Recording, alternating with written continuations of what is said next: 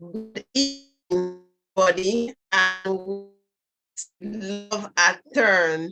I'm so excited to be here and to be celebrating TeamDinmaNedum on their 20th wedding anniversary. In fact, this is actually amazing. And what I love about this couple is their journey, their thing I like that this couple actually walk their talk. But before I start, I'd like to introduce myself. My name is Ifechukwu Adigwe, and I'm going to be your anchor tonight. I'd like to say very welcome to everyone who has joined us tonight. You're in for a time of your life. Now, one thing is needful. I want you to kindly get your pen, get your writing pads, because you're going to learn a lot from the experience of this amazing couple. You know, while I was actually watching the video that they shared, you know, it made me have some nostalgic feelings because, you know, this is a couple that I've known for over a decade, and you know, it brings kind of wonderful memories looking at them, looking at how they've grown. And I'd like to celebrate you, TeamDinmaNedum, for actually blazing the trail and being role models. I also want to celebrate your family for being intentional for the past 20 years. Right. So before we go ahead, I'd like to actually introduce us to the theme of tonight's session. I remember that the Love-A-Thon will be holding every Saturday in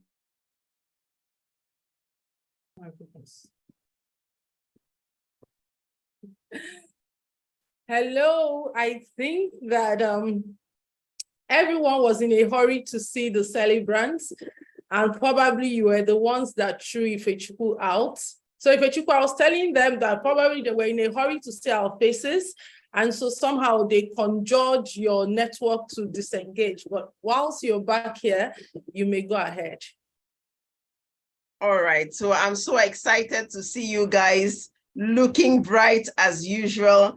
I see that you're wearing almost the same color, some touch of green, showcasing happiness. I celebrate you guys, and I'm so honored to be anchoring this session. Well done, guys, well done. So if you're just joining us, this is Love-A-Thon, and I'm excited to be introducing you to the couple that will be, that is our host couple, and they're going to be taking us through the journey of intentionality. Now, the theme of the Love-A-Thon is extraordinary togetherness. Now, tonight, they're going to be sharing on the key to our 20 years of bliss. Now, if you know this couple, like I know them, you would know that their name is intentionality. In fact, I'm tempted to name them Papa and Mama Intentionality of Marriage. Wow, I really, really celebrate you guys. And it's quite an honor to have you here on this show. And I must say thank you so much for putting this together, for constantly impacting positively in the marriage industry. I want to celebrate you, and I say well done. So tonight, you're going to be sharing on extraordinary togetherness. Now, if you notice on the flyers, you will see that it is TWO, togetherness. So I'm curious to know, what exactly is this extraordinary togetherness? And I know that a lot of couples who are here would like to hear from you to notice what exactly is this extraordinary togetherness. And I'm also very particular about the keys to, your 20 years of bliss, right? So I'm going to be leaving the stage open for you tonight so that you can share your experience. So ladies and gentlemen, I'd like to introduce once again our host couple, Chinedu and Chidinma. please kindly celebrate them with an emoji. If you can do standing ovation in your homes, please kindly do standing ovations, because this couple have actually walked their talk. Now I celebrate you guys. Please take over. All right. Welcome. Thank you, Ifechukwu, for that introduction. And Nedum, you want to say welcome to our guests? Yeah, good evening, good afternoon, good morning, depending where you are watching from. We want to thank you from the depths of our hearts and appreciating for your time, choosing this particular time to celebrate us, to be with us, for us also to share this amazing moments with all of you. We deeply appreciate you, and we say thank you for being part of this program. Thank you for making our dreams come true. Thank you for celebrating with us. And I believe strongly that we are going to have a fruitful and a flourishing time this evening. Once again, welcome. All right, so that is from Nedum. And I'll quickly want to just say that we want to make this engagement as engaging, pun intended, as possible. So we're going to have a really good amount of time for Q&A. So you want to get your questions ready. What questions do you have for a couple that have walked this journey of marriage for 20 years? And we have discussed, Nedum and I will say, no holds barred. Like any question you have that bothers your mind that you would like to know, we will appreciate if you can just be that open and ask us the questions, and we'll answer as vulnerably and as openly as we can. So if Ifechukwu will be there collating the questions, and we'll answer when the time is appropriate. So yes, we are celebrating 20 years. I like to call it the 4 Gs. So it's 20 years of grace, 20 years of grief, 20 years of growth, and we are doing all of that in gratitude. So just a minute, I'm getting messages from people who are saying they can't join. So Kamara, if you can hear me, please attend to that. Maybe you want to also send a reminder to them via email. But everybody who registered has the link to join in their emails. So I was talking of celebrating the 4 Gs, all right? And for us, that's been our journey. It's been a journey of grace. We can't take credit for all we have learned, all we have navigated, and all the bliss and joy that we experience. It's also been 20 years of grit, like really being determined and working through the good times, through the not so good times, through the lessons and all of that. And of course, we have grown. This is not, even physically, we've grown. This is not how we're looking 20 years ago. So we really are grateful for that. So we looked at 20 years. What are we celebrating? And for us, it's extraordinary togetherness. And it is saying that from when we started the journey till now, one thing that has grown in our union is our sense of team-centeredness. The ability, and it's almost like looking like I literally live in Nedum's head, or he lives in mine, because our children will say, oh, you people talk alike, you do things alike, you reason alike. And I say to them, it's because we have, over the years, worked together our synergy that it's this way. So I want to first of all just put out a disclaimer. Because sometimes somebody has said to me, oh, Dima, is it that you don't have challenges? Is it that your marriage is perfect and all that? So first disclaimer I want to share is we are not hosting the Love-A-Thon because we're a perfect couple, right? Far from it. We are not perfect. We are not enjoying a perfect marriage, but we can beat our chest to say that we are enjoying a flourishing marriage. And flourishing in the sense that we're able to invite more positivity, more joy, more enjoyment into our lives, as well as we have over the years come to understand ourselves better, grown our skills in navigating life, that we are also able to navigate the negative part of life without us being swallowed up in it. So it was important to say that. The second thing we want to state even as upfront as a fundamental is that we recognize that every marriage is unique, right? So we can only share from our wealth of experience when it comes to experiential, and then certain things, because both of us are also certified marriage coaches, we can share some principles, but definitely you're going to take it and you're going to integrate it the way that it works for you, because it does not have to work the way it's working for us, because our unique makeup is different, our frames of reference is different, our life experiences. So we just want to put that. Then the third thing we want to put out tonight is that all of us started marriage with a clean slate. It was more like the day we chose to do life together, we were handed over a blackboard. So I'm sure that we don't have Gen Zs here, so they'll be wondering what's blackboard. But for those of us who schooled in the 90s and all that, maybe the image of a blackboard is in your head. And when we all came to marriage, we had this blackboard given to us that each of us will write whatever we want from it on that blackboard, and that becomes our reality. And so on that premise, we chose that tonight we want to talk about what we reckon has been one of the most fundamental stuff about our marriage, which is intentionality. That word intentionality. I believe, and so Nedum does, that is the key of the marriage we have experienced so far.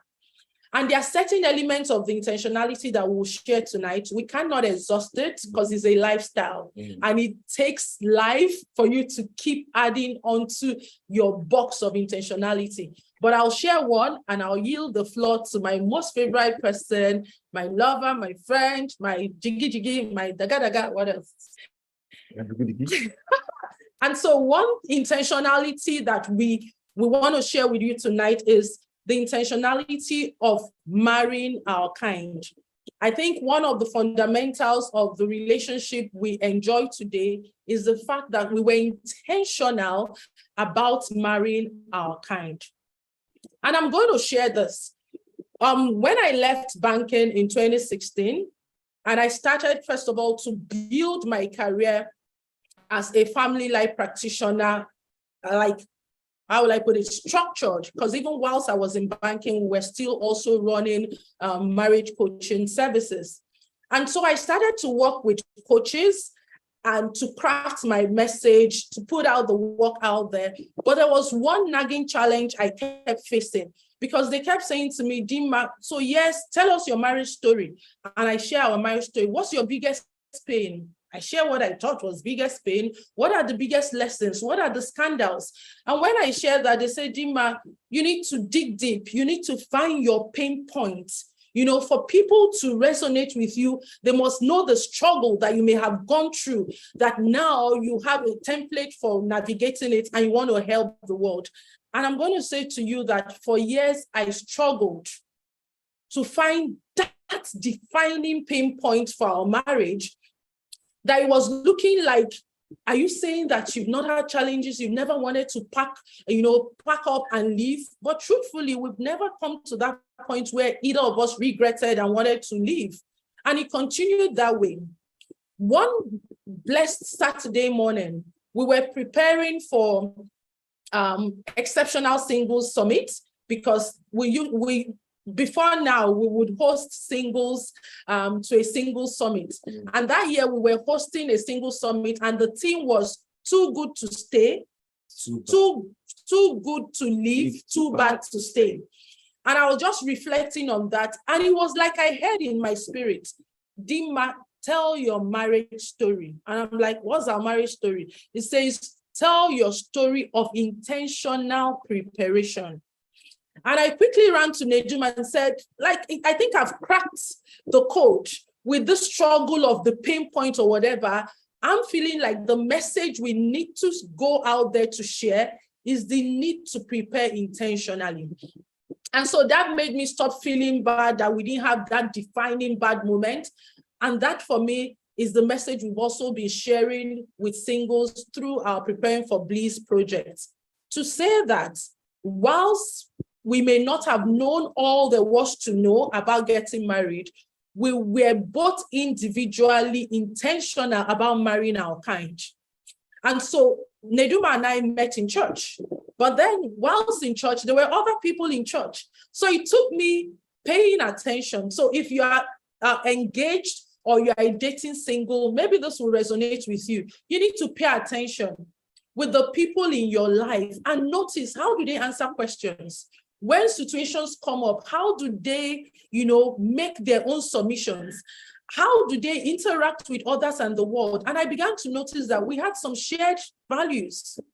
I began to notice that we had some shared interests. I also began to notice that we had common perspective about marriage and purpose, particularly when we began to have deeper conversations. And I think marrying your kind is a good head start for marriage, right? Again, if you're already married and you're saying, okay, so we're not intentional about marrying our kind, what can we do? There is a provision for you to align your beliefs so that even whilst you might have different interests and all that, you have core fundamental beliefs around leadership, around financial transparency, around control, around roles and responsibilities, around the person of a man and a woman. Because also in FSC and in the tools that we use, we have an assessment, which is belief compatibility, that helps you to say, where do we align? And if there are places of misalignment, what do we need to do? So that's number one intentionality that is key to the bliss we enjoy today, which was us marrying our kind. Okay, that's very well. Thank you, Dima, for sharing. And this is very, very interesting. And I want us to pay attention, especially to our personal story. And I was, I think, 25 years old when I was elected into the service team. That's the leadership circle in the society, in the Catholic Charismatic, where we belong. And because of that, I had a privilege of information. When I say privilege of information, at the leadership level, you can know the happenings between the individual lives of people within the community. And something really shocked me. And that was, at that level, I thought that when people are spiritually minded, can pray, can read, can vigil, can fast, everything goes well for them, especially their married life. So I begin to be privileged to hear information within leadership about families, about marriages, that even to an extent that they exchange blows, domestic violence. And I was so shocked because I thought that when they preach, all that they preach, all that they share to us as young people was exactly what is happening in their marriage. So it was a shock for me. And this made me to begin to ask questions. This is not what I want. This is not what I like. The question is, what did you really like? So because of this awareness, I was so inquisitive to find out how will this thing work, because I'm so clear about what the scripture says and what the Bible says. He that finds a wife finds a good thing and obtains favor. This disparity was what drove me into wanting to know, how can this be? So there were some books of John C. Maxwell, Miles Monroe, 7 Habits of Highly Effective People by Stephen Covey. These were some of the books that I consumed. And I got the idea about the purpose and vision.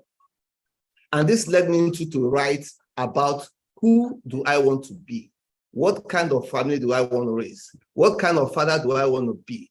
What kind of husband do I want to be? And it took me more than 6 months to begin to dig deeply into itemizing the character, the reflection, the picture.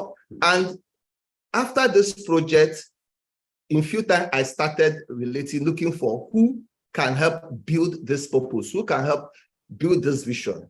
And I had a couple of relationships, but one of the things was challenges because I have a clear idea of where I want to go, why I'm going there, where I need to be, I need to work with somebody who can align with purpose, who can align with vision, who can work together in actualizing this. And one of the things that was really very, very challenging was when we get into conversation, a lot of the things, those spiritual, was empty somehow.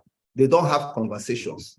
And I was somebody who is drawn by intellectual stimulating ideas. I like somebody who is futuristic, somebody who we can talk about tomorrow, about 10 years, about 20 years. And all the responses I was getting was by the will of God, by the will of God. And man, this is not what I am looking for. So it's like I had a mental list, especially in the area of compatibility on some of the things that I think I need to get this picture and to get this dream. So writing this, my book of life, was the first thing that set me part into intentionality. Then searching for who I can run with this together become the next challenge. And more importantly, I have to deal with some of the things in my behavior that will not be compatible with this goal, with this vision, and with this value. I was a bit selfish because I worked so hard as a young business person that I'm so consumed in work. So I bought a dog. And the idea of the dog is to let me relax a little bit and able to take care of a puppy who can mess everywhere, and yet you are annoyed, but you have to claim. So I need to work on myself as a person who is able to be fit to get who I'm going to marry with, because I'm the first person to work on myself before I'm thinking who I'm going to work with. So fast forward that I met Dimma, and I have been seeing her around, but immediately we start to make conversations. I listen to her, I listen to some of the shared values, I watch her behavior, I watch her character in intense moments when there's things that are not so good. How does she respond? Because in watching her response and her ideas began to give me an insight into what is going into her mind and into what her future looks like. And I noticed that I said, yes, I've got it. Like Odogumbo now, I just, said, this is the one to catch. And from there was the story. And then the relationship starts, and we have amazing conversations about what we want to do, what we want to become, how we will be that thing. So the important thing I want to say to young people who are preparing for marriage is you have to first work on yourself, especially if you're the man. Being the head of family is what you naturally become as a man. But being the leader is something you have to grow. It's a competence and it's a skill that you have to grow, especially in this age. You can't just come up and start basbosu and shouting, I am the leader, I am the head. No, leadership takes a lot of character qualities, communication, ability to sell your dream, ability to sell your vision to your wife and to your family. And more importantly, how are they part of that vision? There must be your ability to sell that product to them. And once they buy in, you have a shared compatibility, you have a shared vision, you have a shared goal. At least you can now have a document to grow with. So in 2000 our first thing that really worked for us is, first of all, documenting our process. So right from we got married in July 26, 2003. As of that January, we have a document where we documented every minute. We have quarterly meetings every time, right from there to this moment. And we have documents to prove that. So every quarter we'll have meetings.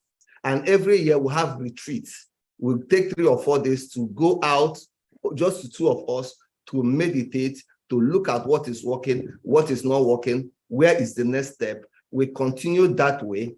And we had a vision, a family vision card or placard that was in our sitting room then. And that was done in 2005. And virtually how we crafted that vision is when we read 7 Habits of Highly Effective Families by Stephen Covey. And there we follow that template and craft what that becomes what we are going to run with. And this process allows us to talk in many dimensions: our finance, our extended family, our careers, our goal, our business, our investments, our ministry, everything that pertains to that, about 12 dimensions. We broke it to those 12 dimensions as it pertains to life and begin to fix the blocks, the dots, and all this. So to this moment, it's like we have a working document we are working with. So we are not moved by either the society or emotions or what is happening to us. Even when we have the most challenging times, the thing we ask ourselves is, what is the big picture? Once you know where you are going, why you are going there, and why that place is important to you, it makes every process not just easier, but it makes you focus. Yeah. It gives you focus. It gives you ability to align every forces you have towards that day. So no matter the stumbling blocks, no matter the challenges, no matter the difficulties, you still come together and says, this is our big picture.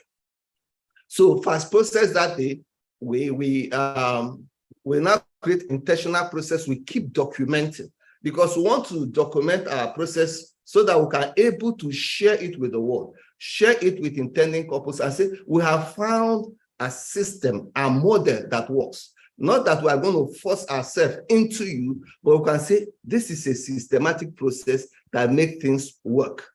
So those retreats metamorphose to where we have, where our children were integrated. So every quarter we still go to camping. We still go to quarterly retreats. We document our process. The children start setting their own goals. And we discuss everything. We just said the 12 dimensions of life. And over that time, these children has grown to become part of living also intentionally, being part of every project we do, being part of every idea we share. As they grow, their mental capacity begins to also develop, and we give them space to also express themselves while we interact, while we struggle, while we sometimes even fight and shout. But one thing, like I say, is important is the goal, the big picture. And once you can get the children to also align with it, you are going to have an amazing and fulfilling marriage. So finally, in 2016, we recrafted our vision. This now has to include them. And they became part of that process. And they contributed their own values. And the whole idea of our vision statement, family mission statement, core values and everything changed because now they have become young, they have become teens, they have a voice of their own, and we're able to come together and say, this thing represents all of us. And we have been running with that. Thank you. Okay, so there's a lot more to talk about when it comes to the intentional systems or the intentionality with which we brought into our marriage. It also includes being intentional with our friendship. Of course, from the story, we met in church and then we became friends. And from friends, we started to notice that we had a lot of common interests, values, and all that. And contrary to what some people would, not want, like maybe after today, all of you will join me to tell this man that he has to propose, because I keep saying that there was no proposal, right? Because we're just gisting, and then he said to me, oh, in our home we'll do this, in our home we'll do this. And men and brethren, if I say it the way we say in church, that was how we started to, plan our wedding. But what am I saying is that we've been intentional with nurturing our friendship. I always say to people, friendship is the glue that keeps marriages, right? And I know that for some of us, maybe we didn't start as friends, but you can always grow it. So as we continue, on the day we'll be talking about friendship, we will be sharing evaluations that you can take. Before I go further, once we're off stage and we move on to the next session, I'm going to share a document which we is the quick marital happiness check. All right, every Saturday when we come in, we're going to be sharing one tool with you. Aside from the talk we're going to have, is it an assessment or a tool that can help to enhance your marriage? So the quick marital happiness check is just a series of questions, like the name implies, to quickly check how healthy your marriage is and how much your marriage is giving you a sense of happiness. So I'll drop the document. You are not to take it now. So I might not drop it now so that some people don't get distracted, but towards the end, I will drop it. What we're going to do is that you will take the assessment at your own convenience. We'll also broadcast it through the email for everyone who registered. And then when we show up next week, Saturday, for the day 2, we will debrief that result so that we can share some recommendations with you on the go of what you need to do depending on what your result is. I think we'll just pause here and hand over to Ifechukwu because there's a lot to talk about, but we really want to take your questions so that we're answering the things that are really tugging at your heart. Over to you, Ifechukwu.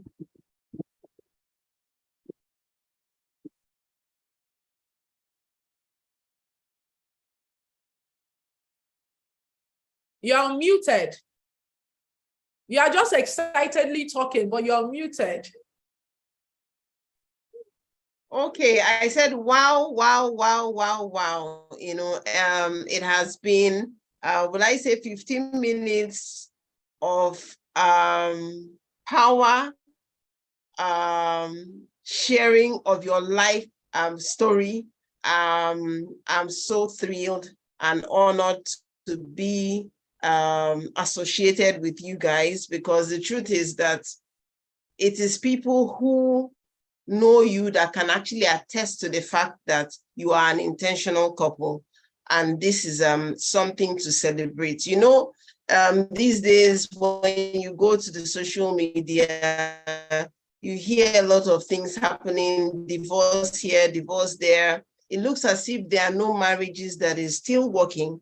But then this Love-A-Thon would actually showcase that to everyone all around the globe, that marriage still works, intentionality still works, friendship in marriage still works. It all depends on the individuals involved. And I love what you said about the clean slate. When you come into marriage, you know, with that clean slate, you know, then nobody gives you a blackboard. Then the blackboard just, you know, people begin to write, you know, on that particular blackboard. So it's actually what you actually write or is what you do in your marriage that determines the outcome of that marriage. But then we'll get to that. So this evening also, we're going to be quickly inviting Mrs. Fidelia Femi Adedoyin, right, to share a testimony, okay, of how TeamDinmaNedum have actually impacted her. Now, she actually engaged in one of their, they have a lot of projects, okay? So she actually was engaged in their Preparing for Bliss project, and she'll be coming up to share, you know, 1 or 2 testimonies of how this project has actually impacted her marriage. So without further ado, I'd like to invite Mrs. Fidelia Femi Adedoyin. Please kindly come up, okay, to share with us what your testimonies are. Thank you. Can you hear me? Yes, welcome. I can hear you. Good evening. Welcome. Thank you. Yes. Thank you so much for joining us. Wow, it's so great to see you this evening. Okay, right. So I'm sure you have learned a lot from this couple, but I'd like you to share what has been the journey prior to the Preparing for Bliss project. Okay, and then what was it that, you know, you learned from this project, and how has it actually shaped your marriage positively? Please kindly share with us. Okay, thank you very much for having me. TeamDinmaNedum. I do not take it for granted. So very quickly, I think I've been following, and one thing I've been hearing also is intentionality. And I think that was one thing that was passed across to me, you know, in the course of getting prepared for marriage. So my husband is unavoidably absent. He was supposed to be here. So I'm taking that permission. Okay, that's fine. But then while we were getting ready to, you know, go to the altar, we talked, we had a lot of conversations, and I would say that we were also intentional in some way, because my husband, you know, is in this field too and has pulled me in. So we understood and still understand the need to be intentional. And one of the steps that we took in the course of our intentionality was to come for counseling. Yeah, so Auntie Dima was available and, you know, obliged us. So we went for counseling, and one of the things that still stands out till tomorrow, until forever, that has helped us navigate through our marriage in terms of intentionality, you know, is the fact that she pointed out, you know, certain things that may be a hindrance or that may stress, you know, be a stressor on our marriage. And one of those things was the fact that, okay, so for me, I come from a very closely knit family, and we do everything together. We don't have secrets, share everything, you know, and it's not a bad thing. It didn't even look like something that could have any kind of effects on us. But in the course of our counseling session, she pointed it out. And I can't tell you how much that has helped us. The fact that we got to realize that early enough, you know, it helped us to prepare ourselves mentally, you know, physically and all round for, you know, the process of marriage, and, you know, helped us to stand up to the challenges, you know, that came up as a result of that particular issue. You know, so that's just one way, you know, or one scenario that the intentionality, you know, they passed across their own intentionality to us. So pointing out some of those areas has really helped us in our marriage. It will be six this August. And I can tell you that in all those years, in all the 5 years, it has been a beautiful journey of intentionality. And finally, before I wrap up, I want to say that just a few weeks ago, I actually found the letter she asked us to write. So in the course of our session with her, she asked us to write a letter, you know, that we would, like a letter 5 years into marriage, you know, what we would want to see 5 years into marriage. So we should write a letter to each other, you know, on our 5th wedding anniversary. So we wrote it that day, even before we got married, during the counseling session. I just stumbled into it, you know, a few weeks ago, and I brought it out. I read it. It was so amazing to see how the intentionality has actually brought us to that point, you know, of the things that I saw in the letter. It was so amazing. It was so amazing. So I want to say that taking sessions with them was beautiful. It had a great impact, positive impact on our marriage, and still does till date. Thank you. Did I answer your question? Yes, you answered my question, and then you even wrote the marking scheme, if there's anything like that, you know. So I want to celebrate you for being intentional in that relationship, in your marriage. I want to celebrate your husband. And it's so amazing how, you know, we attract what we kind of document, okay? Because in the course of this event, someone actually wrote something about you being doing your marriage and documenting like you're working on a project.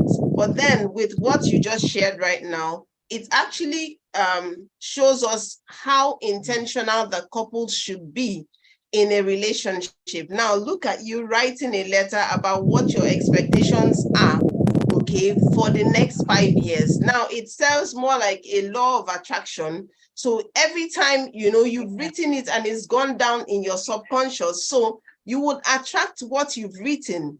So writing out that goal or writing out that vision or what you want to see is actually you being able to put up a mental picture of the future that you desire. Now, if you see a lot of great people in the world, one thing that makes them stand out is their ability to document their process.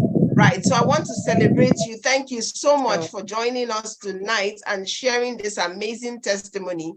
And I want to also appreciate this couple, TeamDinmaNedum, for actually putting up this program to showcase that marriage still works. So I celebrate you, and I'll ask you just before you go to please kindly write,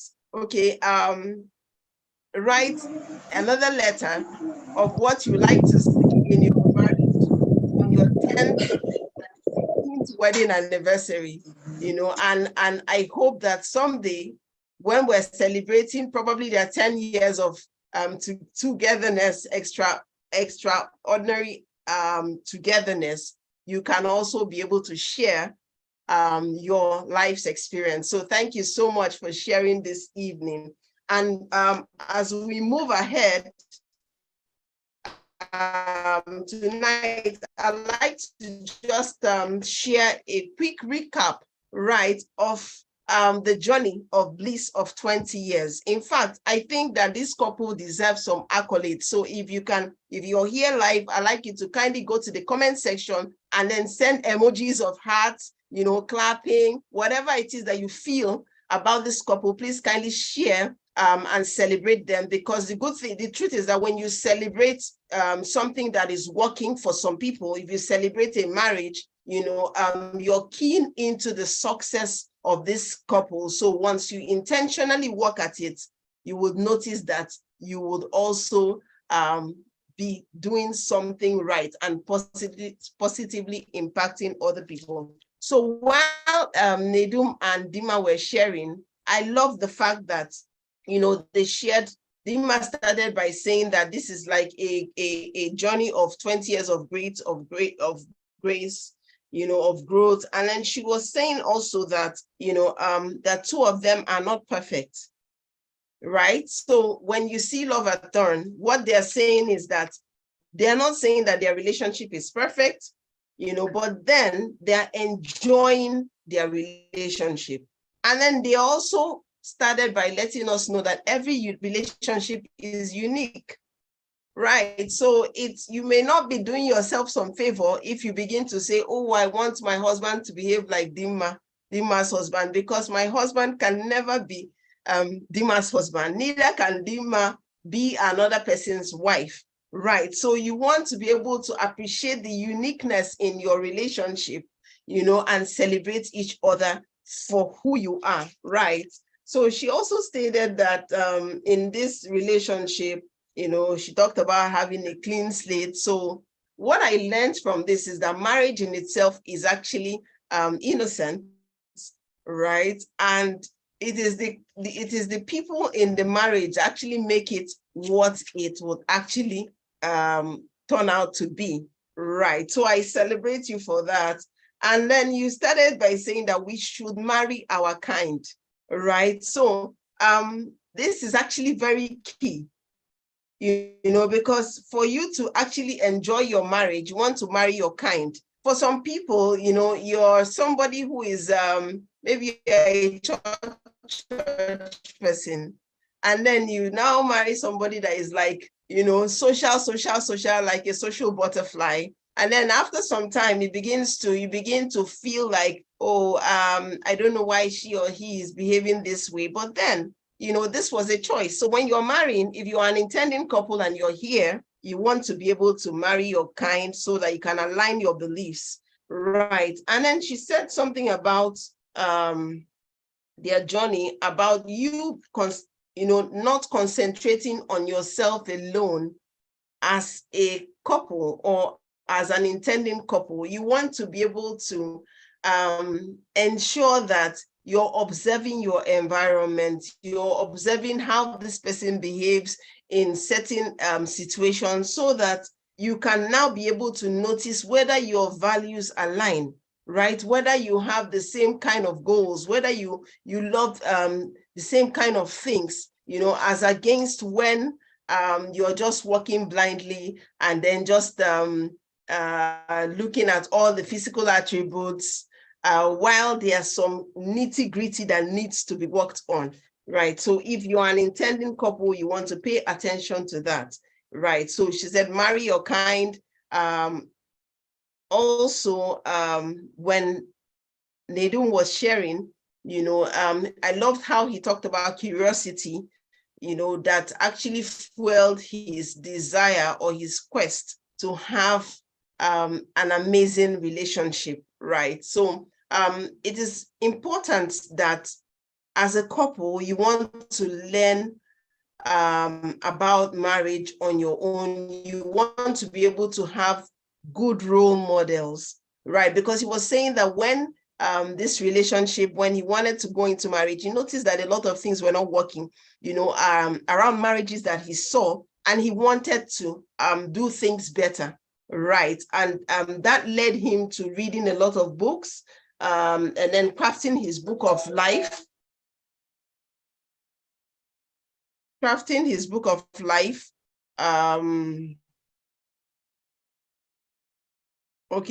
his book of life, having a vision, because you are in the same church does not mean that you would actually attract the same kind of person, right? And then you also want to work on yourself. You want to document your processes. You want to let your vision drive you in your marriage, and, having an all-inclusive relationship and intentionality in friendship. Now, I want to celebrate this couple for sharing so much. And right about now, we're going to be moving into questions so that this couple can actually respond. Right. Before we go ahead, I have a question here. And the question says that, good evening, you posted a marriage vow picture. Was it really necessary? If there was no issue or regret, you said that there wasn't any regret in the marriage, so why have a renewal of vows? So you want to actually be able to take us through, what were your reasons for having renewal of vows? Is it because, there was infidelity somewhere, or because you were regretting something? Why did you choose to renew your vows? Please kindly share, Mrs. Dima. Okay, you want to take that? All right. So thank you for that. I think it was Kike Lomo that asked that question. And so Yes, when you get married, you make a vow to love and to hold, to cherish, like a commitment of how you want to be in the relationship. And so renewing your vows is like you reaffirming, telling the person again that even after these 5 years, it's still death do us part. Even after these 10 years, we are still together. I'm recommitting myself to you that I'm in this for the long haul. So you don't necessarily renew your vows because there is something that has happened and you're trying to amend. For us, we didn't have any breakdown per se of our relationship. It was just a ceremony of love. Let me put it like that. So it's like saying, should you say I love you to your spouse only when something happens and you want to let the person know that you still love them? No, it's a daily practice. So if you want to choose to read every day, you do that. So it was merely a celebration of love. And it doesn't have to be because there is something bad that you're trying to come out of. And it's also a way of reaffirming what you already confessed. Whatever you believe, you still confess about it, to retain it, to make it constant, and to also show your passion, your dedication to your spouse, that what I said that day, I still live by it, I still believe in it, and I'm still committed to it. You can even do it every day if you so wish. Thank you.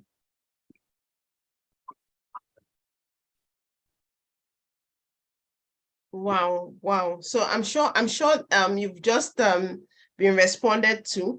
There's a question I have here. Can you hear me? There's a question I have here, and it says, how do you handle conflicts in your relationship? And I want to merge it, how do you manage your differences? And somebody is also asking on that same note, when couples argue frequently, does that mean that they are incompatible? Now, please kindly share how you've been able to manage some of your conflicts or disagreements, because I know that every couple has. So how do you tend to manage your differences? Okay. Mr. Nedum, please kindly answer. We will always have differences as long as we exist and we coexist together in a relationship. And having differences and conflicts are what makes us human, and it will continue to exist for a long time.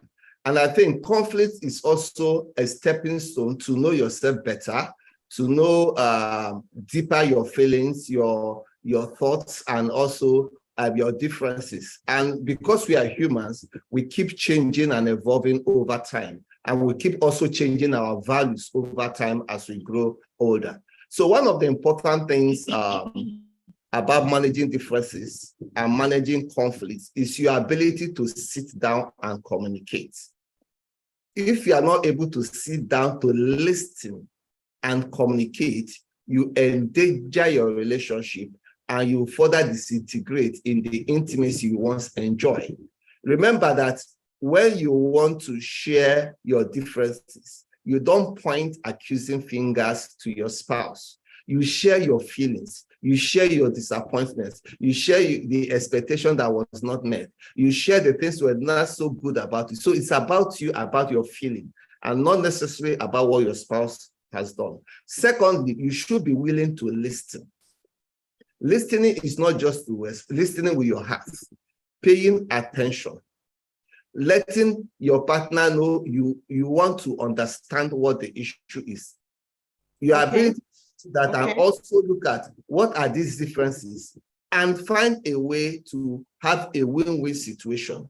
And lastly, I want to say about forgiveness. Remember I said in the beginning about picture and the big picture. So when we face challenges, we remind ourselves, what is our big picture?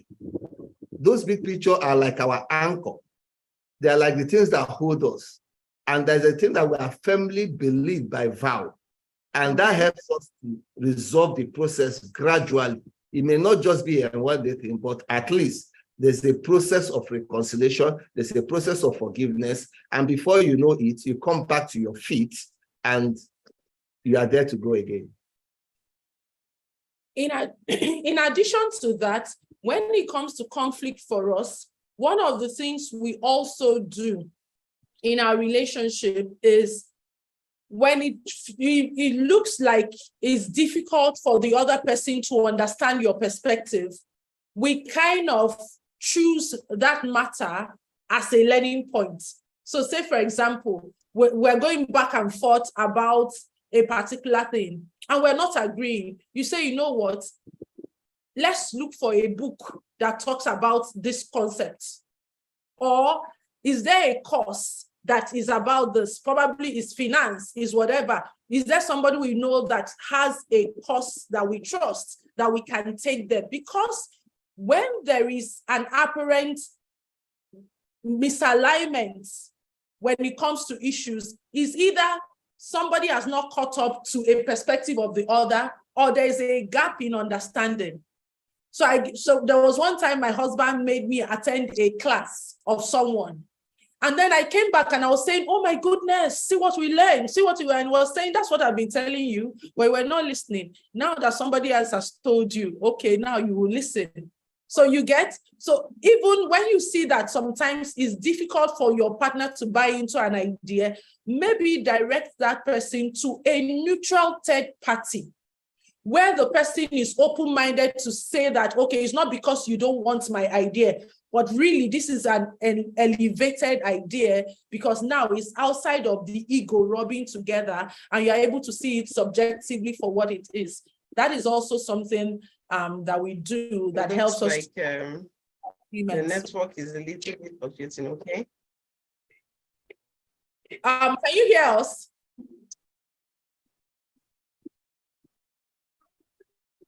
Okay, so whilst if Ifechukwu is trying to come on, I will be looking at the questions that is in the chat room, or rather, yeah, in the Q&A session. So Grace is asking, do you say I love you to each other, please, every day?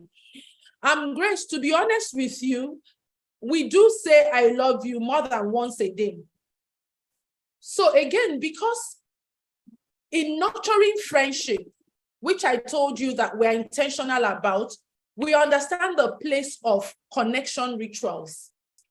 There is also something that John Gottman, all right, who is also a renowned marriage coach, he talks about the 5 magic hours, the different things you can do, minute bite-sized things that you can do that grows your relationship.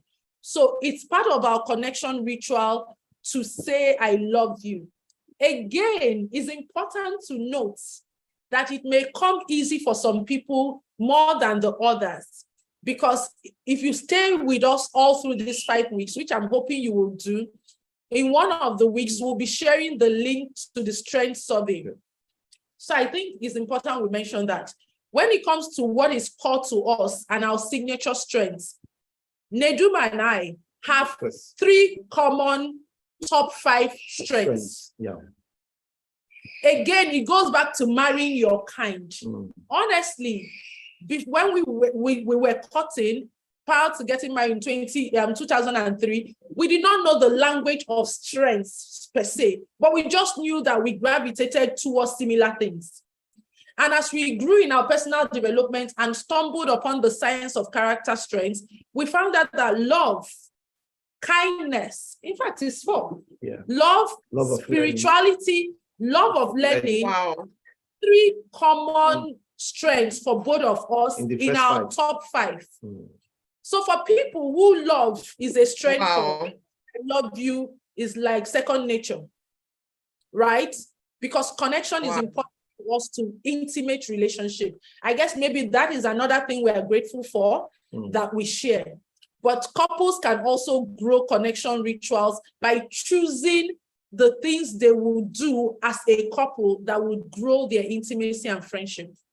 And in addition to that, like love language is also another way of expressing I love you when it's not communicated in words. So somebody who touch mean I love you could just scroll in the house and touch his ear, and the other partner understand that this gesture means I love you, because touch is a communication, it's a love language. So it must not necessarily be the words that must come out. Certain kind of behavior, certain kind of gestures could still mean I love you, and the other spouse understands that. So definitely it mustn't be just... Absolutely. Yeah, fantastic.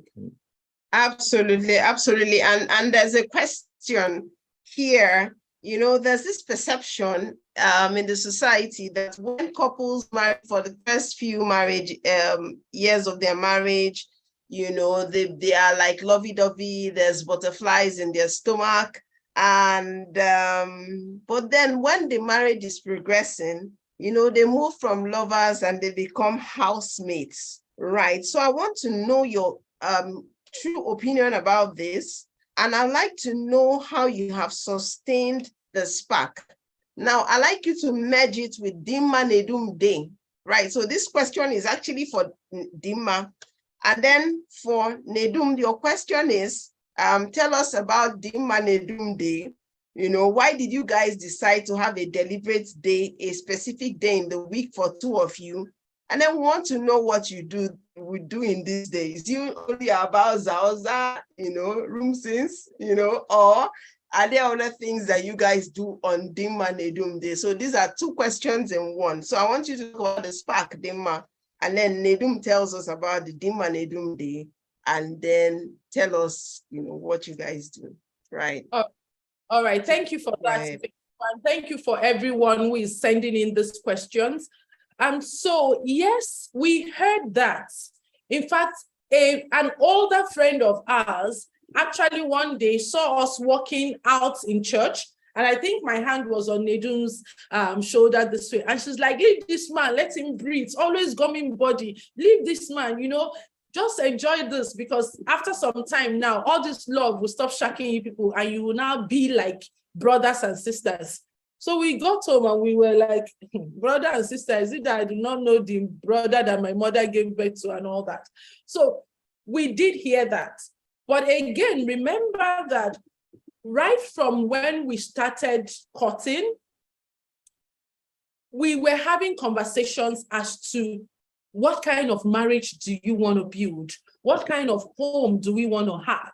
And like Nedum said, from the first month we got married, we started to have like an intentional time set out to have a meeting and to discuss the way forward.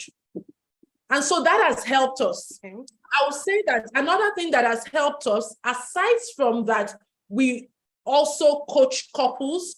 We intentionally attend couple events. So I'm going to share one particularly. So one particular October 1st event that is hosted by TeamDinmaNedum. So they are also guest speakers on next Saturday. So you want to be there if you want to learn about team-centered marriage. So TeamDinmaNedum, Bridget and Tunde, they host an October 1st event, to just bring couples together. And we try to be there, right? We've had breakthroughs by attending marriage-related programs. Yeah. But let me just share this particular one. So we're there at TeamDinmaNedum's event, and we were asked to rate the different areas of our relationship, right? And so I will write my rating for that area. Nedum will write his rating. Particularly in that particular one of the things we were supposed to rate was our sex life. And so I was feeling like, I have been trying my best now. So I gave 7/10.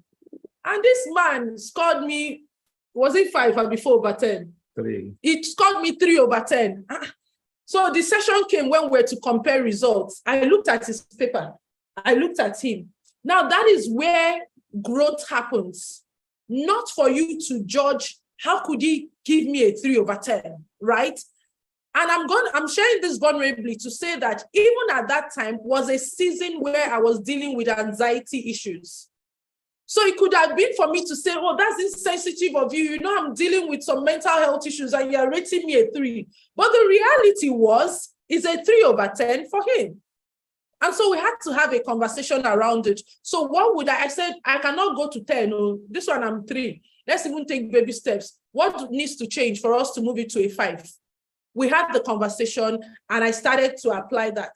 When we had our next review session, because we have review sessions every quarter, and we still rated that place because it's a period of growth. And then when we rated it, me that was aiming for a 5/10, he gave me a 7/10. I said, I don't pass now if I can go from 3 to 7. So it's the intentionality of listening to your partner and not trying to justify your position and making the effort. So I may not become a superstar in sex, but the man knows that I have listened to him and I'm making intentional efforts. So the more you do this, the more the spark just grows because he feels she's interested in how I feel and she's committed to make amendments. And the same way for me.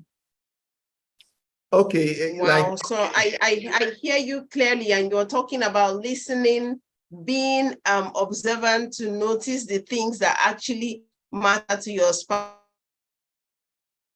to ensure that you're intentionally in sync with, the things that you have decided, the routines that you've decided that would actually make your marriage work. So thank you so much for sharing that, Dimma. So Nedum, over to you. We want to hear the things that have been happening in the TeamDinmaNedum day.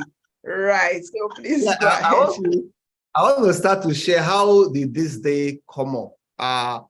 It comes up out of reviews and probably reflections of every time we need to say what is really happening. And one of the things that came up especially is when the marriage coaching workshop and teaching and invitations were coming up. It became so rapid that we don't have time together. Though we go out together to do some certain projects, but we don't have time for ourselves. And sometimes you might be so busy in doing things that actually the friendship and the relationship is deteriorating. And though you are together, but you are growing apart and you are not meeting each other's needs. And that became a center point of we are drifting apart in some deep conversations about ourselves. Remember, we are the people in the marriage. And that led to say, okay, Right. which is the best? Because most weekends, if it's not church, if it's not one training, if it's not one seminar, if it's not one school event or courses you are taking. So which is the most appropriate day? Thursday became the most appropriate day. And so, okay, we're going to stay Thursday to rest, to talk about ourselves and to, play, have fun, do exercise, talk about the day, the week. What are we going to do next? What is happening in our various lives where we are not opportune to be together to pursue same projects or same idea? It gives us the idea to also catch up, to eat meals together, to dance together. In fact, it was something that was born out of a deep sense to continue to grow in this marriage and in this relationship. Wow. And that was one of the things that over the years, our friendship is deepening as we grow older. We were not this friendly when we started. We were not this intimate when we started. So this was one of the things that is the key stepping stone to our continuous breakdown of our vulnerability, our growth, our deepening of friendship. And even the children are now complaining. There's no difference, there's no demarcation. So wow. Day is what I encourage couples. It may not be a day for you. It may be once in a month, it may be some few hours, but I just encourage you, find a time to let your guards down and just focusing on us. Yeah. That will really help to deepen. Wow. Thank you so much for sharing. I like how you said, let your guards down, and be vulnerable. Your partner is like you. Your partner is like, I see it like your partner is like a better part of you, is like you yourself, so if you want to begin to, hide yourself from yourself, you see that it won't really work. As for this statement I made is like an elder statement, and I don't want anybody to go to court for this statement that I just made. Right. And we have another question on finances. This society, there's this perception again, my money, like women say, my money is my money, your money is our money. Is that what happens in your home? How do you sustain bliss in your family economy? And then who takes sole responsibility? And then in the inbox, somebody now says, my question is also on finances. What if the wife earns more than the husband and the man chooses to relax and let the wife take the kids' school fees, house rent, anything he wants to pay, she must pay for him. How do you handle this finances in your home? What is your advice to couples who are actually having some financial challenges? Please, I like Mr. Nedum to kind of share on this. I know you're a business analyst, so I'd like you to please share, throw some light, and Dima will also speak on that. I think couples who have challenges in money problems have two kinds of money problems. The problems of too much money and the problem of insufficient funds. And any of them can be a problem. So I don't know which one they are facing. But however, like if you know that marriage... Insufficient for, okay, one person has money and the other person doesn't have as much, you know, and then the person that doesn't have as much wants the wife to do everything. You know, what is your take on that? Share your own journey on your family economy, please. Okay. First, I want to say that marriage is 100%. It's not a 50-50. It's not a equation sharing. It's 100%. And if you understand team-centered marriage means everything I got, we got it together. Everything I have, we have it together. And I will share a story that is very, very true. When I was about, I think we were preparing for our wine carrying, and I brought to Dimma a document where I have written everything I owned financially, stocks, perhaps property and land or value of money. I said, this is what we are sharing for this marriage. I did that. We are prepared, I think a week to our wine carrying, I showed her that document, say, this is what we are starting our life with. And she was looking at me. I said, yes, this is what we have together. I said, this is what we have together to start our relationship with. And later, about, I think after a year, we went to our review session and in one of our retreats. And she said something that immediately I said that. She thought over that for a week and said, what the hell is this? She has never heard somebody that did such a thing to an intended party. So being a leader for me is showing forth by example that we are in this together. Yeah. Does that mean we never have money challenges? No. Does that mean that money challenges don't ever arise? No. But one thing was sure, we are in this together. So I want to make a categorical statement in the sense that the dynamics are different. Sometimes the wife will earn more. Sometimes the man may earn less. The man may earn more, but once you understand we are in this together, you know, when God gives you a gift of a spouse, he gives you with every potentials and liability of that spouse. And that is where the complementarity comes in, where your strength is in my weakness and my weakness is in your strength. And so once you can focus on this single idea, not all men have capacity to make money. That's just the truth. But you are blessed to have it in a wife, and a wife is blessed to have it in a husband. But can you sit down to now say, if you are not able to do this financially, what other way can you compensate for that? This comes where we have what we call rules change. Yes. So if you go out and make much money and sweat for both of us, and I have less time, can I to some extent do some domestic duties to commensurate and to respect that, you know, energy you are bringing in that workplace? I taught in a workshop and I shared this example.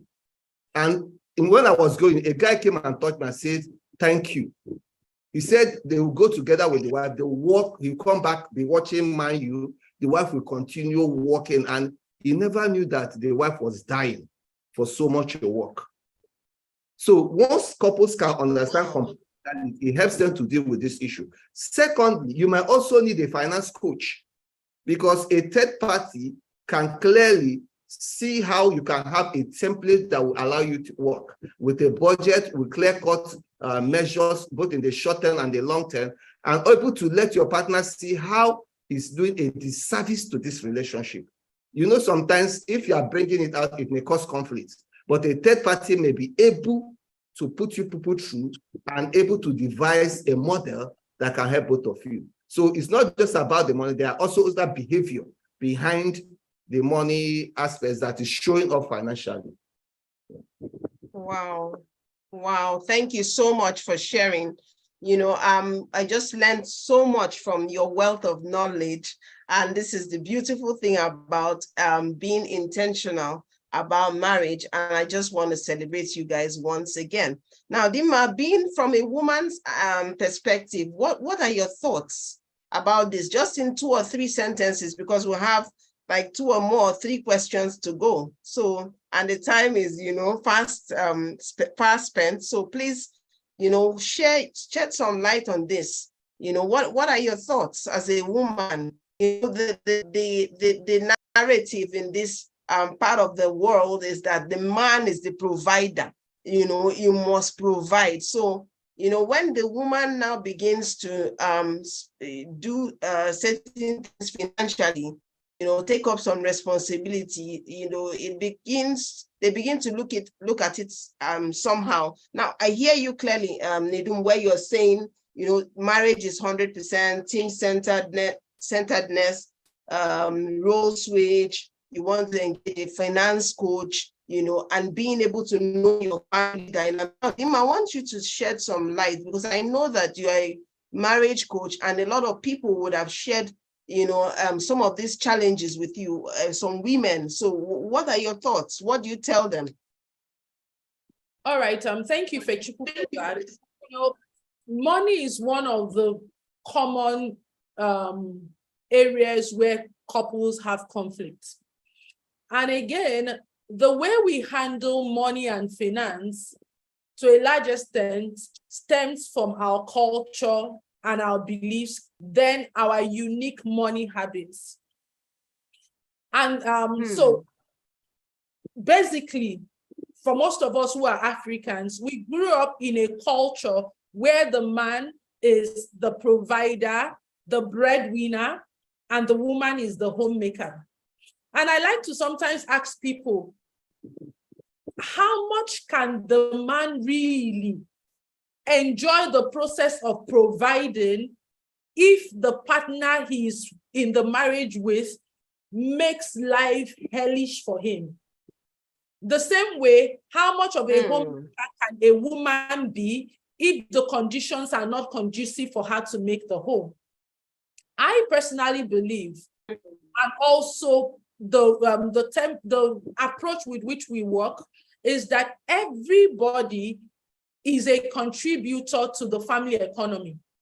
The same way everybody should be a contributor to every other aspect of marriage, really.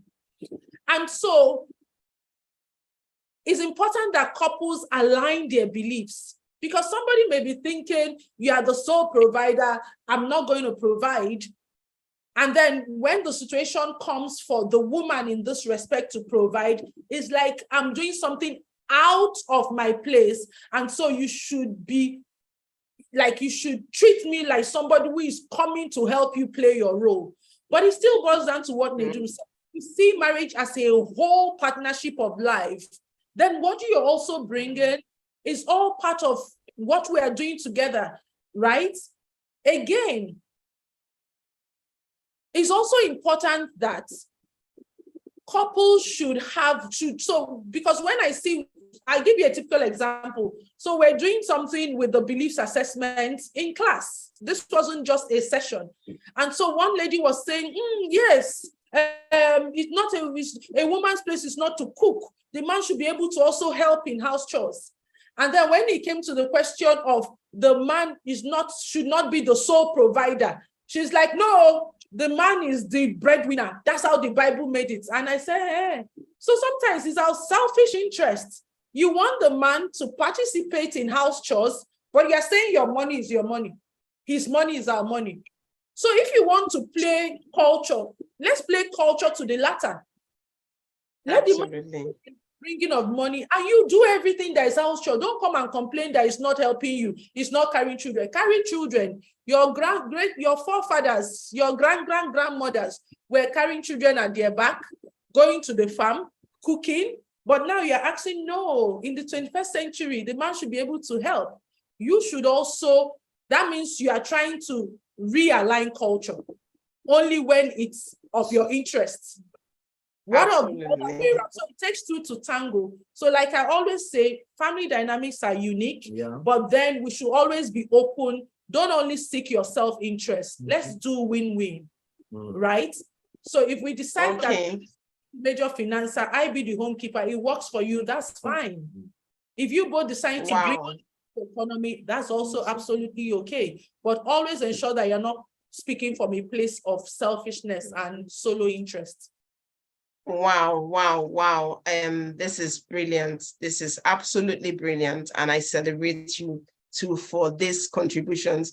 Now, someone just says, how do you handle cash constraints? You know, the wife is mentally stressed to keep the family. How does the love flow? How do you love somebody when there's no money? How do you love somebody when there's no money? You know, Mr. Nedum, how do you love somebody without money? Let me say this so that the Zoom can come in, because it just came to my head. When you're talking of cash constraints, and I hear that things are getting tougher and that, but honestly, if it becomes sad if the couple are not ready to work together. But if the couple are ready to work together and the other party is seen to be making an effort to contribute, it's just like what they are both bringing may not be meeting all the needs. There are critical decisions to be taken. Are we going to cut our standard of living? Are we going to cut down on our expenses, the ones that are within our power? Absolutely. Sometimes you may need to even change your children's school to a cheaper school to accommodate. So it's only when the people are willing to really sit together and talk about it, really. Yeah, I will be honest with you to an extent that marriage problems are of different phases and different degree, and which money is one of them. And one of the things I realized in couple counseling is once they lack the ability to work together, it affects them deeply. And that is where your vision and mission comes. When you have a vision, ability to make that vision realizable is also a financial, is also tied to your financial capacity and ability. So if you have a vision for what is the financial contribution or equation or quotient to that vision, that allows you to know, okay, I can have a mid-term and long-term expense. How do I start planning now? So a lot of families are not able to have a financial plan for their family, ranging from the short-term, mid-term, and long-term, in view of the future expenses that will be arising. And secondly, sometimes you call couples for finance seminars and training. They feel, why should they be there for training? Where should they be there for empowerment? That is not what they need. They just need money. And they forget that you can learn about idea and be creative on how to build your finances. So sometimes it's not the lack of the finances, the misappropriation of money to the things that should be of priority. Two, how to also increase your opportunities. These are some of the things people are not willing to submit in order to have a financial growth. Yes, people will face it, but once you begin to take what is important to you, you begin to witness opportunity and growth, and in that area. Then finally, there is something that makes marriages beautiful that is not tied to money. Saying to your partner, I love you. Being there and open to communicate. Drinking Coke together. Eating rice together, bathing together. There's a lot of things that in the expression of love is not tied to money. It's tied to resourcefulness. The one you can do, why not do it and leave the ones you cannot do for the future? We always tell people, hey, you used to do this. You can prepare a simple meal. The atmosphere in eating that meal can be more than eating in Sheraton Hotel. But can you be so resourceful in drinking Gary and Coke in such a way that the person seeing you drinking Gary and Granot will imagine, is it not Gary and Granot that I know that these people are drinking so happy? So there are also people who have financial constraints, but they are able to establish stable and also happy marriages. They exist so much in this prime and in this time and in this age. So whoever that asked that question, I want you to know in what ways can you this economy, and that is very important. Wow, thank you so much for sharing that wisdom, Madam. The kiss is too much. Then I appreciate you, and I'm excited that you can actually share, how you feel on national TV without having, any fear of judgment, and that's a great place to be. So well done. Right. There's a question here. It says, what do you do if your spouse is not interested in personal development and you're growing apart because your values are no longer the same? Now, Dima, what do you want to say to this couple? Immediately you started talking, what do you do when your partner is not open to personal development? My heart just sank. I remember when a popular couple broke apart and people were like, and I did a post. The topic of that post just comes to my head. The person you marry is not the person you divorce. I want to just start with that. Wow. People grow, values change, interests come and go. And it's sad when couples are not, they don't necessarily have to have the same interests, but they need to be in the lives of each other, where I recognize these. When it comes to our personal value system, Nedum's top 3 values are not necessarily my top 3 values. Personal values, aside from the agreed family values, right? Because our makeup is different. And so it's important that I recognize what is Nedum's top values. For him, excellence is one of his top 3 values. For me, authenticity is number 1 value. Where I can be authentic, I don't feel I'm alive, right? So how do I honor his while he honors mine? So again, for that person, structured personal development is good. It helps to break down some barriers and we can grow. But there is a way to also communicate and grow that is unstructured. The person may not be open to reading, attending seminars. Again, it's important to note that the love for personal development, to an extent, is tied to a strength of love of learning. Right. Interestingly, Right. this in a session we were having with a couple who are going through the Preparing for Bliss project. And the woman kept saying, when I see things, I share with him and he will not read it. When I say, let's do this, he will not do it. He will tell me he's tired, he's busy, but I'll see him on his phone, pressing phone. By the time they did their value survey, love of learning was top 5 for the lady. For the young man, it was either 13 or 14. And so when we're discussing it, she now said, oh, now I know why he's not so giving to this. But you can have communication, you can talk. And you can look at ideas. So don't let yourself feel your spirit be dampened because your partner is not so giving to learning and developing like you. You want to be creative. Use your love of learning. Use your personal development enablement to find alternative ways to carry him along. Sometimes I turn my love of learning to a goal I want to grow. So yes, my husband and I were drifting apart. Our values seem not to be aligning, but he's not ready to learn. How can I use my love of learning to find how we can meet at a junction? I think it was Praise that was sharing one time that some books he liked to read, his wife Tosi was not drawn to those books. And what did he do? When they are bonding, he has his head on her laps. You know, that one is sweeting, that one that I'm connecting with my husband. He will not give her the book to read to him. So whilst he's reading the book to him, she stumbles on something and she's like, what's this person saying here? Me, I do not agree. And they are forced to have a conversation without her knowing that was her husband's intentional way of getting her to read that book that she does not want to read. So there's a way around. Get to understand personality and craft a learning together strategy that speaks to the person's unique set of strengths. Just to add, people have different learning styles. Perhaps the person prefers listening to audio than reading Printed books. reading printed books, or watching a movie, to even reading printed books or listening to an audio.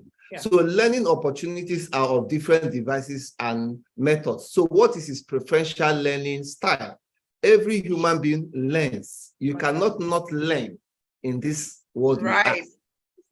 So the question for you is, how do you craft this learning style environment and intentionally let that happen? Before you know it, the person will grow at least significantly and progressively. May not be like you, but learning opportunity has already happened. Yeah.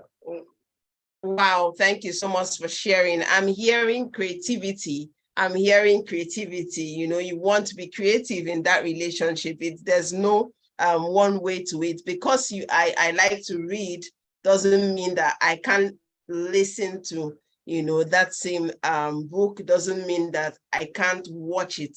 You know, you want to learn your personality and your learning style. Thank you. So somebody else now says, how can a marriage of 15 years without friendship and communication be amended to intentionality?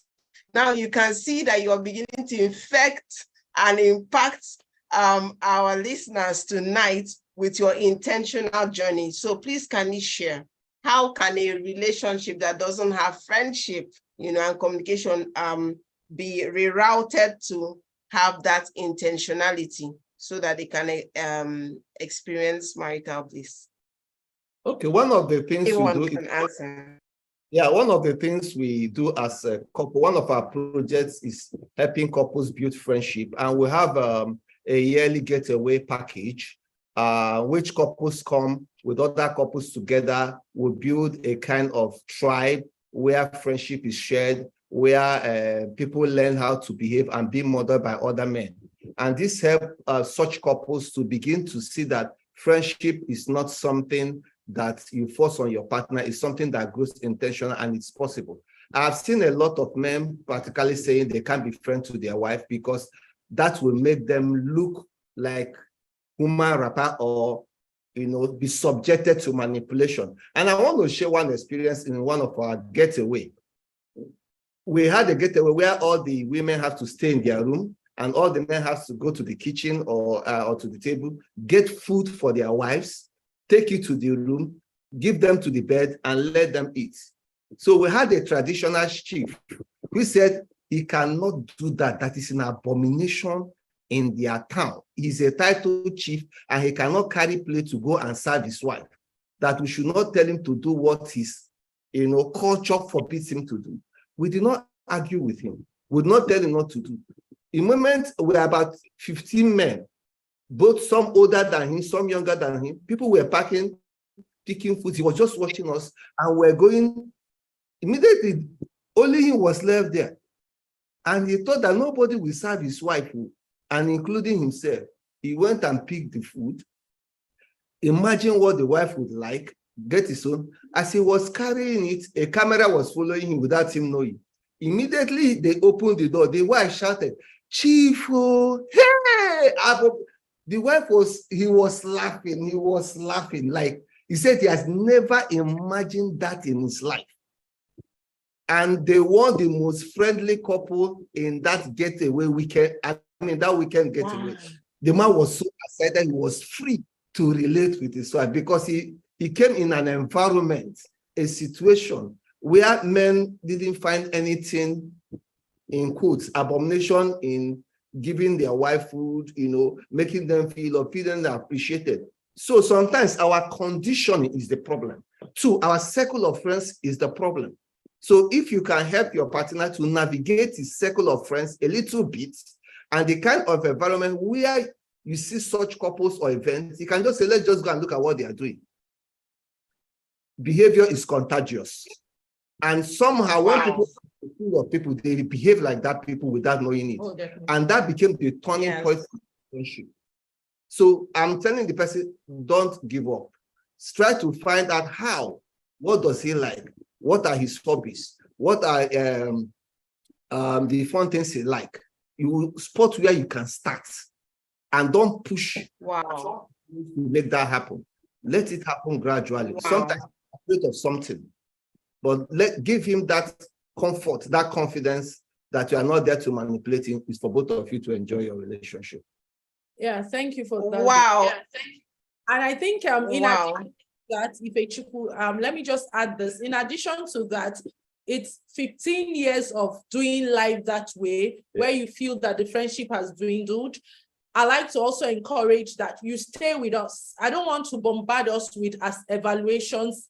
I want us to just share one evaluation per day. Yes. On the day we are talking about extraordinary connection, building friendship and intimacy, we'll also share a friendship evaluation. Yeah. So what that will help you do is that when you take that evaluation and you get your results, you can see the areas of growth that are specific places you can make small incremental progress in.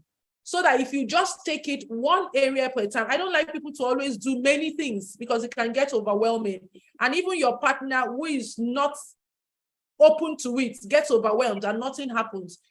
Find one small thing you can do differently. And if both of you are open to it, you can also seek a marriage coach. Our Flourishing Together Couples Project is one project that can be helpful for you in that regard. Because like Nedum said, what if there are some unspoken hidden fears? Probably trust broken in past relationship or even past experiences. I've seen somebody who said, I gave my heart to a woman and she just trampled on it. I'm not going to, I'm just in marriage because it's a necessity. Let's have children. Let's do our life together. But you see, friendship, count me out because the one I was friends with did not treat me right. So until that person is able to unburden that box of trauma, they are not released to be their true self. So there are layers and nuances to it that could come out through marriage therapy and coaching as well. Wow, so much lessons we've heard here, so much, to go with. In fact, if you see my table, I have so many notes, right? And I'm sure a lot of couples have those notes too. But as we're rounding up, I'd like to ask this necessary leadership question. And this question goes to Nedum. Now, how do you handle decision-making in your family as a team? Now, do you have the responsibility to make decisions as the leader and the head of your family? Now, how do you make decisions? Is the decision solely your responsibility since you are the head of the home? I'd like you to let us know, how do you make decisions in your family, Nedum? Okay, thank you so much, Ife. When it comes to decision making, one of the things that had worked for us is some of the decision making are based on competencies and skills of each of us in the family, even including the children. And what do I mean by that? There are certain decisions I don't have the competence and skill and the knowledge to make informed decisions. My wife had the better knowledge of that part. I will listen, I will contribute, but I think she makes better decisions about that over time in the course of our relationship. There are also issues whereby I have a more better competence, knowledge, skills, better than her in those areas. I explained to her and he said, you know what? You know this thing better than I do. I submit to your decision making. So there's a mutual submission when we come to competencies and skills. And there are also decisions where the children make the decisions, because we also have to teach them the skills of decision making. They are not going to live with us forever. So there are sometimes we allow them to make decisions. It may not be the best decisions, but it's not a decision that kills us or put us or endanger us, but we allow them to also feel sense of contribution and shared governance system with us in the family. So these are one of the ways we make decisions. Then when we have a tie, somebody says, you know what, I submit to you. So sometimes we allow each other to make decisions even when there's a tie.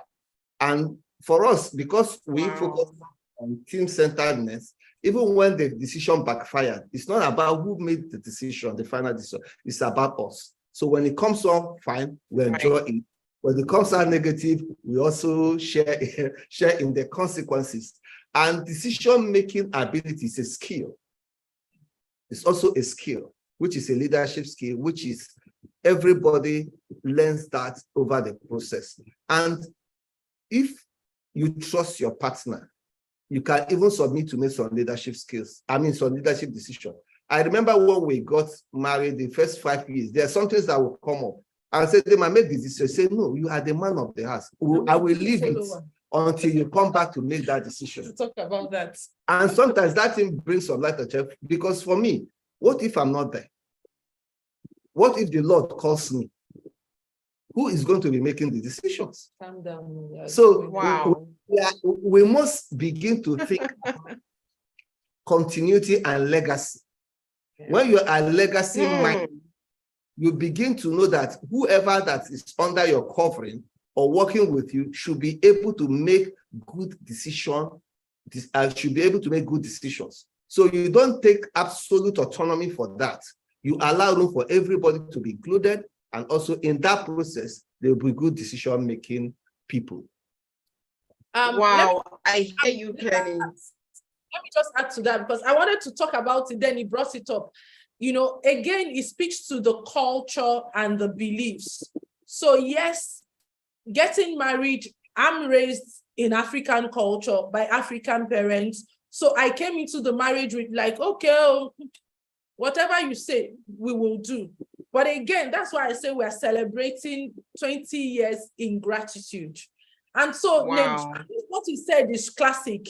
He will say, so what should we do here? I said, whatever you say, that's fine by me. I'm a good follower. You say, I don't know what you're talking about. I've left that for you. You decide. There were even times that Nedum will,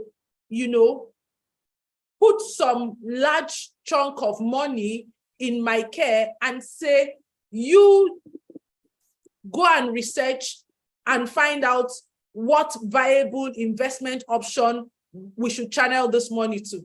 I'm like, yeah, I don't know anything about investment. It's you that know investment. You say, no, when you're ready, do the research and let's put that money there. And I must tell you, it helped to shift my perspective. I'm predominantly a dependable truck. So the flex, we are good in playing in the background. So just keep me in my background. Let me just be doing supportive role. I don't want to be out there. But that mindset of his really helped me in growing leadership skills. That when people say, Dima, you are a good leader, I just smile. It's this man that has nurtured this leader in me, which is also something that I'm grateful for in this relationship. Wow. So Nedum is the groomer. Wow. And the gardener.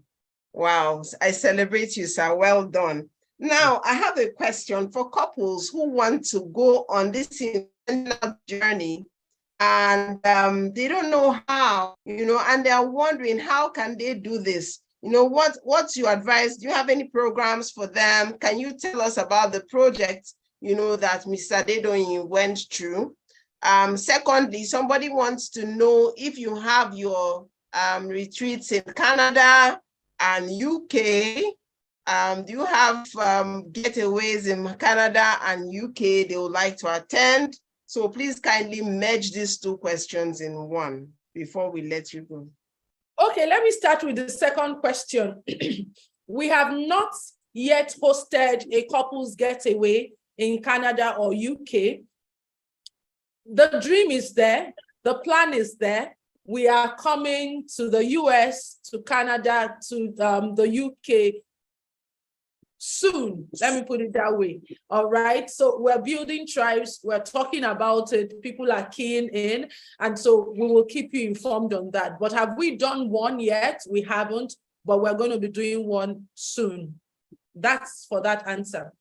And even we've had, if you were there, we've had getaways in Nigeria where people flew down from the UK. Like the couple decided to make their vacation, because we usually do the getaways in July. So it's also doing when schools are out. So they put their vacation to come into Nigeria. Of course, they are Nigerians, I must state that. So they came to holiday in Nigeria specifically to be part of the getaway. But of course, we are also looking at doing international versions. In 2020, we wanted to do Dubai, then COVID came and COVID us, and then we didn't do that, all right? So going to the first question, yes, we have projects, and like you said, we like to call it projects because we know it's a process, right? So what Fidelia talked about was the Preparing for Bliss project, what we named as Start Right, Enjoy for Life. I was almost teary when she was speaking because it gives me joy for people to have gone through a process with us and they are reaping the benefits. Before now, Preparing for Bliss was offered solely on a one-on-one level, where the couple had to spend 12 weeks with Nedum and I, taking them through the 3 sessions. So we have 3 sessions of that: the Flourishing You, Flourishing Us, and Flourishing Systems. Then we looked at it. I think when we came into 2022, we said this was our year of, legacy, really. Keeping the legacy. That we wanted to give people access to the systems we have set up, where you don't necessarily have to. So with this Love-A-Thon, we're making we're launching the Preparing for Bliss project as a self-paced group project where you necessarily do not have to sit with us, because of course, in sitting with us was some premium charge. So we're launching that, where and that is for intending couples and dating singles. So rather than having to sit with both of us and take the course over 12 weeks, that will be costing you close to $1,000, we decided, you know what, we want more people to do this, because this is really our story, the story of starting well and enjoying for life. So we've opened, how will I put it, space for people to take that. So it's still a 12 weeks program. You would have to watch the pre-recorded videos, and then you come into the review session every 2 weeks for the 12 weeks, where we are taking you through the what you watch in the modules and the exercises. And not just us, we have dedicated mentors who have been trained by us that will also take you through that. So that we say we would put at maybe a minimum entry fee for the 12 weeks for $150. But for the Love-A-Thon, we decided to just crash it as part of our anniversary celebration. So anyone can order for that project at coming at 80,000 Naira, which is about $100. But then within the whole month of July, with a commitment fee of 30,000, you lock in your slot and you can spread the rest. So as we progress, I would share that. Right now, the couple program, where you are now married, the Flourishing Together couple program is still being offered on a one-on-one. And so you have to work with Nedum and I on that. However, progressively, we want to also convert it to a self-paced program, an online program that you can take. But right now, as I speak with you, it's offered on a one-on-one. But the Preparing for Bliss is the one we want to launch with our anniversary, since our central story is actually how blissful your marriage can be if you start right. Wow, this is brilliant. This is brilliant. And if I hear you well, the Start Right and Enjoy for Life program, okay, is actually going on a special discount, and that's because of the 20th wedding anniversary. And I celebrate you for, impacting humanity.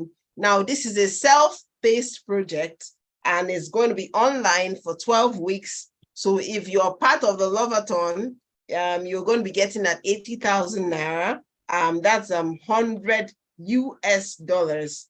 And I advise that if you're an intending couple, you want to be able to sign up for that. And then for couples who are actually feeling that they want to learn about this intentionality, now you have a chance to reach out to TeamDinmaNedum, for one-on-one sessions. And I'm glad and I'm sure that you would not regret it. Right. So before I let you go tonight, I'd like you to say something to your partner. Say something to Nedum, something that you have never said to him, a form of appreciation in a sentence or two. And then Nedum will say something, to you. And then you do something extraordinary to each other that is allowed on national TV, and then would actually be calling it a wrap for both of you. And then it gives me an opportunity to continue with this beautiful session in rounding up. So Dimma, go first. What do you want to say to him? Appreciating him, or whatever it is that you want to say to him. Not too long.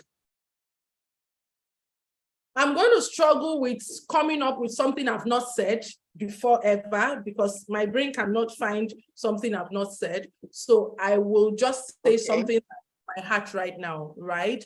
And what from your heart is that thank you, Nedum, for being my home. Anywhere where you are is where I feel safe, where I feel heard, where I feel seen. And if there is, like they say, that in heaven, we're going to be in individual mansions, but I think I'm going to make a case with God to say, you know what? I want to be in the same mansion with this man. Make an exception for us. Wow, wow, wow. And Nedum, what do you want to say to her, this beautiful woman who has been with you for 20 years? What do you want to say? One thing people don't realize, think that I'm a person who loves fun and play and laugh. Actually, I was never that person. I was, what would I call it? Macro, always too serious. Always too serious. In fact, I'm angry when people are making fun and laughing and playing. What I like, So, but one thing happened in my relationship with him. I think she helped soften life for me. It helped me see that much more than puzzling, making money, doing this and doing this, life is enjoyable. Life can be blissful. You can combine both, the play and also the work, and enjoy life. That one of her slogans is that this life once lived ought to be lived meaningfully, freely, and lovingly. And this has actually now become my journey progressively for the last 20 years. I've been a much, much, much happier person, a much, much calmer person. Wow. I think that has made me know that I will grow much, much gray hairs happily. So I want to say thank you, Dimma, thank you, Dimma, for the opportunity to spice up my life. And I've been much, much happier for the past 20 years. I am eternally grateful for that. Thank you. You're welcome. Welcome. Wow, wow, wow. This is actually brilliant, and I celebrate you. Congratulations on 20 years anniversary. I look forward to 30, 40, 50, 60, if God permits. You've actually shared so much, and I'll advise everyone who is an intending couple to please kindly sign up, okay, for the program that we just mentioned. Start Right, Enjoy Life Together program. Right. So tonight, in recap, we talked about the essentials of having a family vision, having a mission, having living a life of purpose as a couple. You want to align your beliefs, you want to be intentional in your journey, and then being creative, and understanding that your marriage is unique to you, right? And there are no two marriages that are the same. Know what your family dynamics are, understand your love language, know your communication style and improve it. You want to be able to grow together, know what your learning style is, what your partner's learning style is. You want to also be able to have some friendship, mutual submission when it comes to decision making is not something that is solely done for the head of the family. You want to be able to model the kind of marriage you want to your children, so that when they grow, they can be able to continue in that legacy. And this is an amazing session that I've been privileged to anchor. And then before I let you go, do you guys think that Nedum should propose to Dimma? Do you guys think that she should repropose? If you think so, please kindly chat in the comment section. I think that people would respond, right? So people should respond and respond. Do you think that Nedum should propose, since the relationship started on the sister-brother church relationship? Right. And then some people are saying yes, some people are saying yes. I'm saying, well, maybe she may want to go to court. But then I'm just joking. I think we should celebrate this couple. It has been an amazing time in this place. Please kindly send your love emojis, celebrate them, tell them thank yous. You want to send your prayers or goodwill messages to them. You also want to be able to reach out to know how you can reach them. And then next week, we're going to be having a power couple team election take us on a journey of stronger together on team-centered marriage. So next Saturday, make it a date with us at 7 p.m. And then you would have so much to learn from Team Elation, another powerful couple. Well done, everybody. Thank you for staying true. I'm going to be inviting Kamara Nwobi to give us a vote of thanks on behalf of her parents. So Kamara, please take it over. Take it over.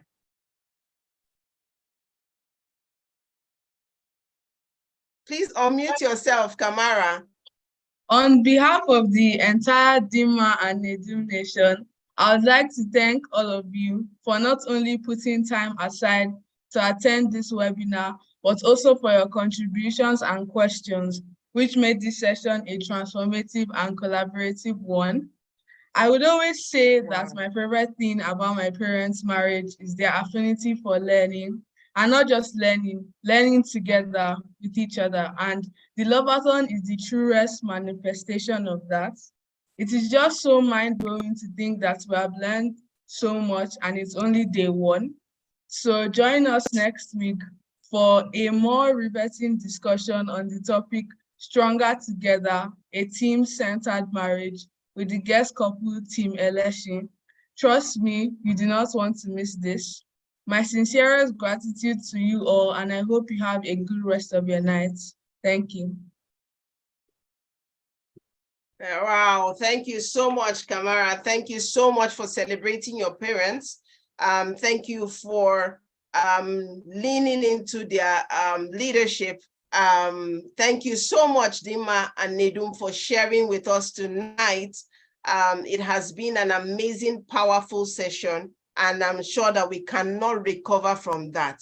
Now, I remain your anchor person, Ifechukwu Adigwe, and it has been an amazing time. Now, in the comment section, you would find how to contact this couple. You're going to be having, please kindly post, their contact, how you can be able to reach out to them in case you need some form of counseling or learning. And from TeamDinmaNedum, what do you want to say to us tonight as we go? Just say one thing tonight to the viewers. What do you want to say concerning this Love-A-Thon?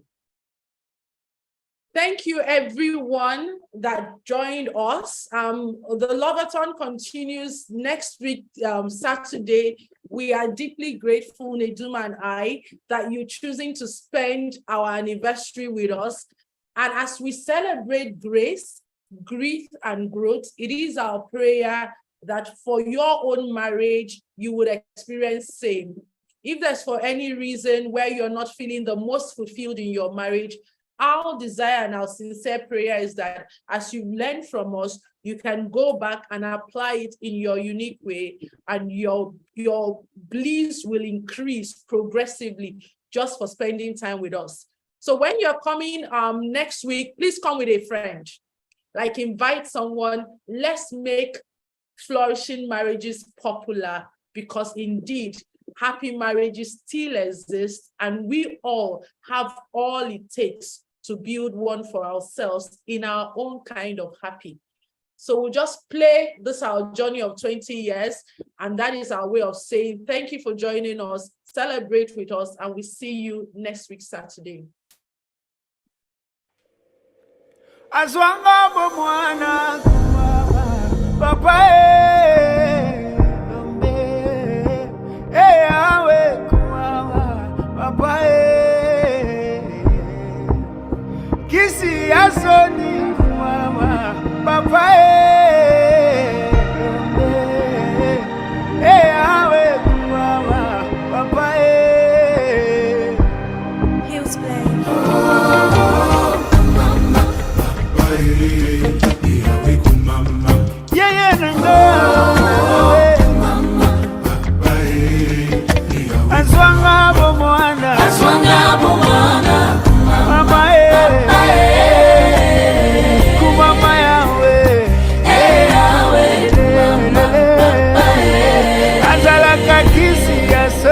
Kisi ya Sony, Kisi ya Sony.